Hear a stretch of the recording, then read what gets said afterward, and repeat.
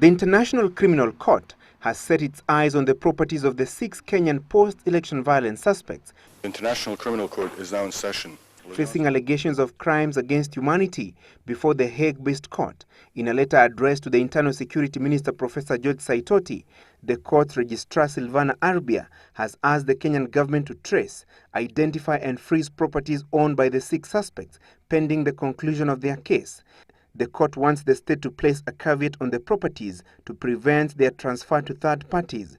The court itself has its own financial intelligence mechanisms.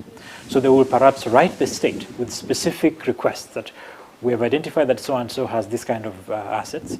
Please freeze the following assets. Among the 6 suspects, Deputy Prime Minister Uhuru Kenyatta is listed as the wealthiest by the court. This coincides with the recent survey by the Forbes magazine that indicated that his fortune was estimated at 50 billion shillings. He is believed to have substantial interest in real estate, banking, the dairy sector and the hotel industry. But Kenyatta has previously insisted that the property is collectively owned by the family of the country's founding father, Mzee Jomo Kenyatta. So how will the court's freezing order be executed without any prejudice to other family members? There is a precedent. The Bemba case. Once Bemba was arrested in Belgium, the court made a request to the Belgian authorities to freeze any accounts and assets that he had, and to make arrangements that monies will be paid to the family on a monthly basis, and that monies will be paid to his lawyers who are representing him at the ICC. So it may well be that the entire amount will be frozen, but then an arrangement is made having assessed how much the family spends in a month, and then that is paid. The court would also ordinarily employ its intelligence mechanisms to ascertain what property is individually owned by Uhuru Kenyatta, separately from the assets in the Kenyatta family's name.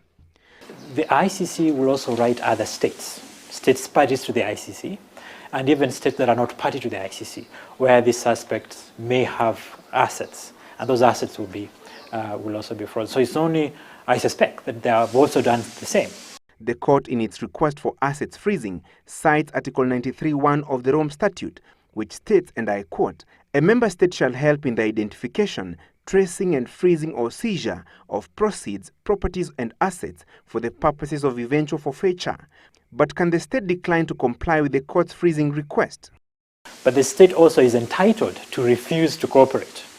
But then under the statute, it's supposed to give reasons why it's not proceeding to freeze these assets. Henry Kosgei is ranked second in the ICC wealth list. He's said to have substantial interest in land and tea plantations as well as real estate. William Ruto is listed third by the court's registrar in terms of assets owned. He is said to have interest in insurance, land and real estate. The court has also targeted property owned by Head of Civil Service Ambassador Francis Mudhaura and former Police Commissioner Hussein Ali. The court has, however, not listed any property owned by radio journalist Joshua Arap Sang. The government has not yet responded to the court's request. Francis Gachuri, Sunday Live.